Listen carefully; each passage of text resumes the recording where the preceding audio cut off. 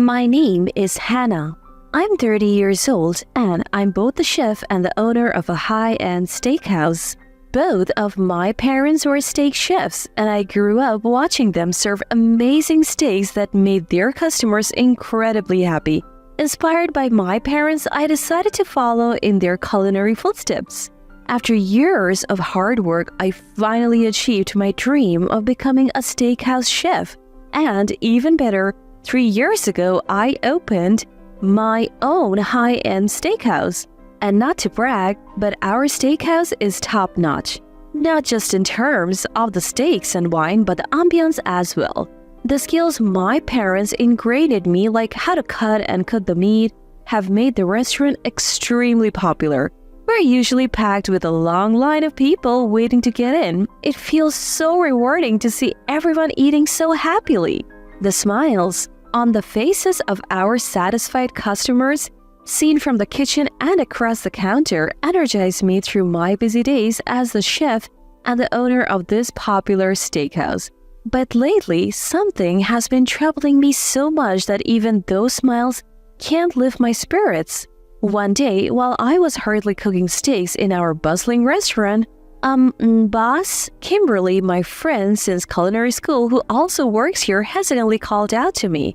I looked where Kimberly was pointing and saw a woman in her late 60s along with a man and a woman in her late 30s, all chomping down on their steaks while rattling off pretentious food commentary. Those jerks are making a mess while acting like know-it-alls again. Matthew, another friend from culinary school who was cooking steaks next to me and also Kimberly's brother, clenched his teeth in anger. That's right. They aren't first-timers at this restaurant. They have been here more than once or twice. They were my husband Kevin's mother Amanda and his brother and sister. If they were just making a mess while spouting off food trivia, that would be one thing, but I'm stuffed, let's go.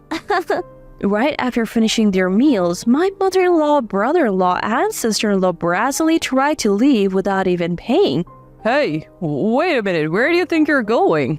Matthew dashed out of the kitchen to catch up with my in-laws. What? We're just leaving because we finished eating.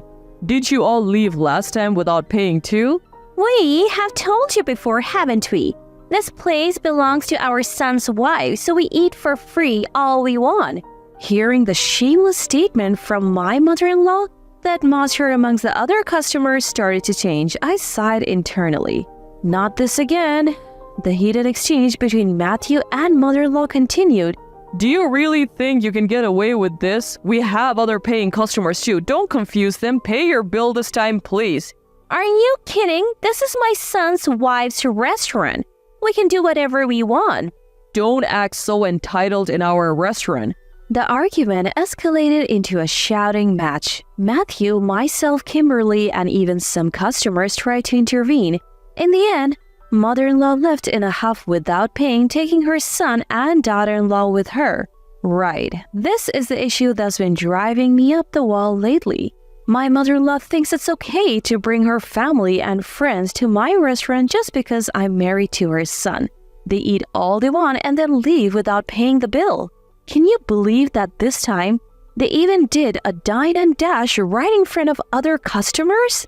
What's worse, since the day of this incident, customer traffic has started to decline a bit. At this rate, the restaurant I worked so hard to build is in jeopardy. After 2 months of racking my brain about what to do, I got a call from my mother-in-law. Hello? Hannah, reserve a table for 20 people tonight. What? Caught off guard, my head went blank. My relatives are visiting from the countryside. You'll be free, right? Reserve the entire place. Wait a minute, I can't just... Before I could finish my sentence, my mother-in-law hung up the phone with a dismissive laugh. As if it wasn't bad enough that they have repeatedly dined and dashed on us, now they have caused a scene and worsened our already shaky business. But I can't ignore a reservation no matter how it comes in. So I briefed Matthew, Kimberly, and the rest of the staff on the situation.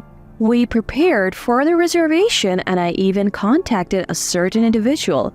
And that night, Mother-in-law nonchalantly showed up at the restaurant bringing along not just brother-in-law and sister-in-law but also a group of 17 other people who appeared to be relatives. As we served them the prepared feast, including steak, we kept a watchful eye on mother-in-law. Then one of the relatives asked her nervously, "Is it okay to eat at such an upscale place?" "Of course, darling. Why worry? We're family, so it's all you can eat, right?" Mother-in-law called out to me in the kitchen without a hint of shame. "Wait a minute, that's not quite..." "See? Just eat up and don't worry about it. If I was gonna pay for food, I would go to a place with a real chef." Ignoring my concerns, my mother-in-law cheerfully encouraged the uneasy relatives and kept digging into the steaks with them. I knew it. My uneasy feeling had just turned into a solid concern. Up until now, I have been hosting them out of respect for being my husband's family.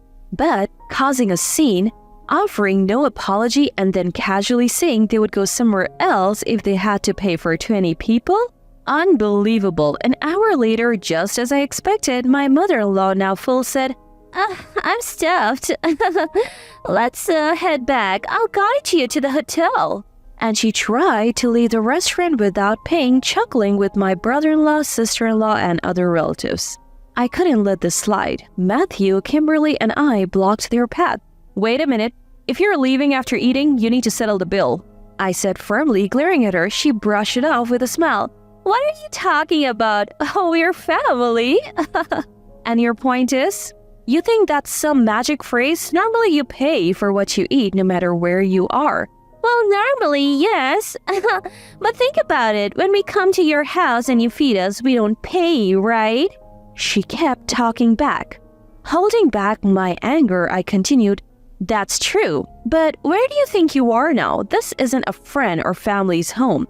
It's a legitimate restaurant." "So what? Whether it's a shop or not, it doesn't change the fact that it's my daughter-in-law's place. Charging money just because the location is different makes no sense." Even as the relatives tried to intervene, seeing her completely condescending expression, she showed no signs of changing her attitude. As everyone, Matthew, Kimberly, and even the other staff members grew angry, I decided it was time to reveal a truth I had been hiding. "Amanda, clearly you're not listening. Do you know that right now I'm single?" At this, mother-in-law's laughter stopped and her face formed 3 circles, one with her eyes and one with her mouth. Brother-in-law, sister-in-law, and the relatives did the same. However, a few seconds later, mother-in-law burst out laughing again. "What are you even talking about? There is no way Kevin would divorce me without telling me." "It's no lie. We are really divorcing, which means you and I are no longer part of the family." "Huh? Then why didn't Kevin say anything until now?" Exactly. Kevin, my now ex-husband, hadn't informed mother-in-law of this fact. During dinner earlier, mother-in-law had been complaining about not receiving any messages from her son. Well, Kevin didn't want to contact you because you two don't get along. He even told me not to say anything when we were divorcing. He said he would tell you when the time is right. "What?" At this, both brother-in-law and sister-in-law along with the relatives were visibly disturbed. That is when Matthew seized the opportunity to speak up. That's it. Your bill comes to $3,000 for all 20 of you." At the mention of $3,000, mother-in-law and the relatives were stunned, a wave of shock spreading among them. "What? There's no way we can pay that on the spot. Why is it $3,000 for a steak dinner that we could have had at home?" The nerve. If anyone should stop, it's you. Plus, our steaks are not the kind you eat at home. We source the meat every morning and maintain it at the right temperature. $3,000 for that? The mother-in-law tried to laugh it off with a malicious smile, but the relatives gave her awkward glances in return. Increasingly exasperated with my ex-mother-in-law, Matthew, followed by Kimberly, finally speaks up. "As the manager said, we are a steakhouse. We don't offer all-you-can-eat or drink specials. Plus, our prices per item aren't cheap." Right, if you're going to stuff your face like that, it's obvious the bill would come to $3,000. Hearing both of them, the relatives turned on mother-in-law with a unified aggressive stance. What's going on here? You said something different earlier. You told us you settled things with the manager, so we didn't need to bring any money. I only brought enough for transportation to the hotel, one mumbled among other complaints. Faced with their collective ire, mother-in-law panicked. Then she inexplicably grew angry at my anger. How dare you shame me in front of all these relatives? Should I sue you for defamation? Be my guest, but before that, we will report you for dine and dashing, and we will also discuss your prior offenses as fraudulent consumer behavior. What did you just say? Confused and increasingly confrontational in response to my anger, my mother-in-law is hastily stopped by relatives, but she breaks away from them and becomes even more aggressive towards me. What have you done to our precious eldest son, Kevin? There must be a major reason for him wanting a divorce. Why are you assuming I am at fault? Kevin is perfect. He's good at his job and handles household chores. I can't forgive this. You're paying the bill as alimony. This ludicrous claim left not just me but also the restaurant staff dumbfounded. What nonsense is this middle-aged woman spouting? She probably doesn't want to admit she's wrong, so embarrassing considering she's older than us. Matthew and Kimberly chimed in. I sensed something about mother-in-law's futile resistance. I see. So those are your motives? Well, I couldn't have possibly contacted you after what you did. What are you talking about? I didn't say anything because I was gagged, but the reason for the divorce is Kevin's infidelity and abusive behavior. My words struck mother-in-law, brother-in-law, sister-in-law, and the other relatives like a bolt of lightning. So I laid out the truth about the divorce.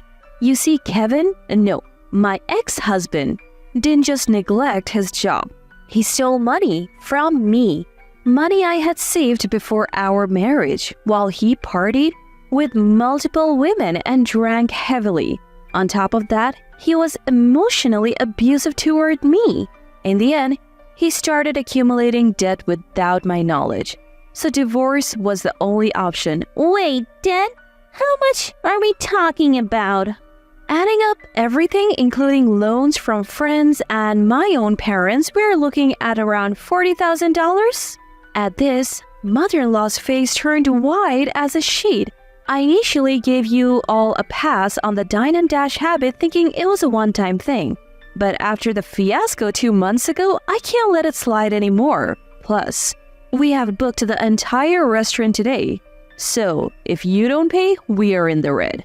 As I said this, the relatives grew furious in unison. Some even started demanding that mother-in-law repay them the money they had lent her over the years. Mother-in-law, brother-in-law, and sister-in-law were visibly shocked and confused when suddenly the restaurant door burst open and a man stepped in. Owen? Mother-in-law exclaimed, recognizing the man. It was Owen, father-in-law, a physical education lecturer at a university in the city. He surveyed the scene, sighed deeply, and then bowed his head to me. Hannah, it's been a while. I'm really sorry for the mess my foolish wife has caused. No, Owen, I should apologize for calling you in the midst of your busy day.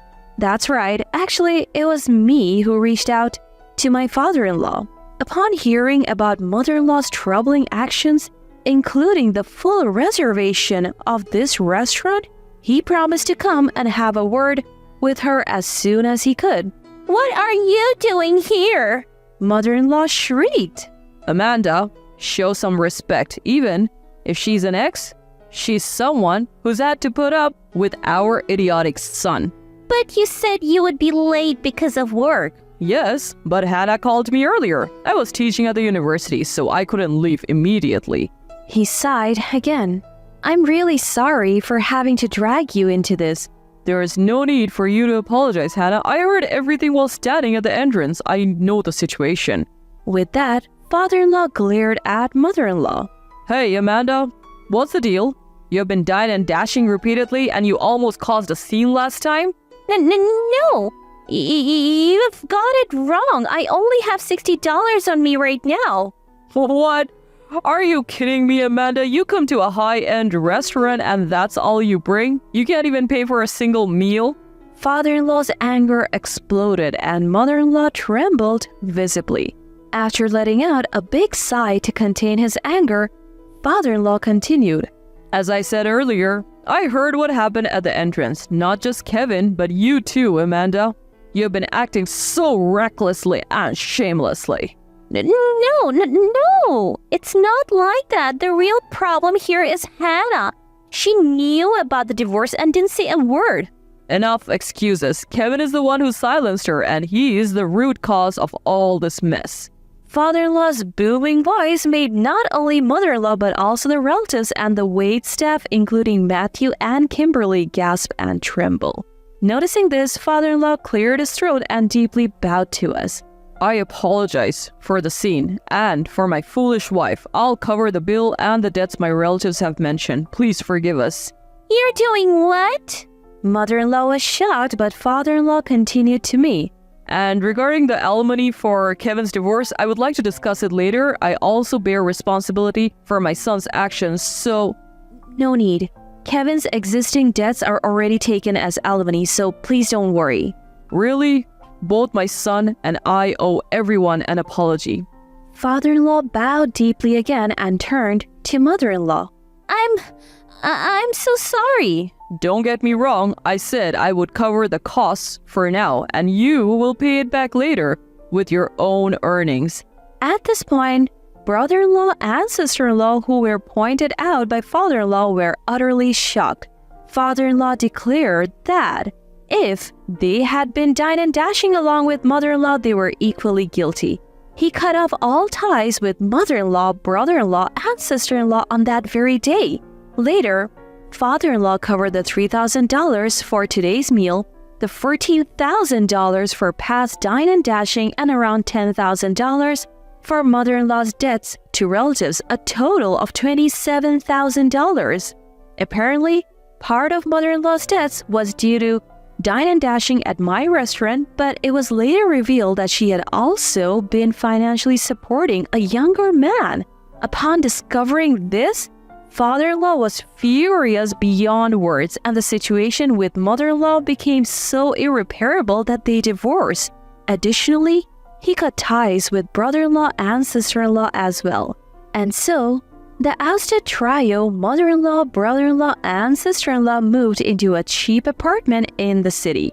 They're juggling part-time jobs to pay off their debts and working from dawn till dusk. Mind you, all of them are struggling. Mother-in-law, who has always been a housewife, along with brother-in-law and sister-in-law who relied solely on father-in-law's income despite having college degrees, are all finding it hard to adapt to their first jobs. They're getting yelled at by younger bosses and colleagues almost every day. On the flip side, things are looking up for me, including this recent episode. Relatives and friends who used to come with mother-in-law are now visiting on their own, and guess what? They're actually paying for their meals. They're genuinely thrilled with the high quality of the food and service. So as much as I thank mother-in-law for this one silver lining, the smiles of these satisfied customers keep me, Matthew, Kimberly, and the rest of the staff going strong.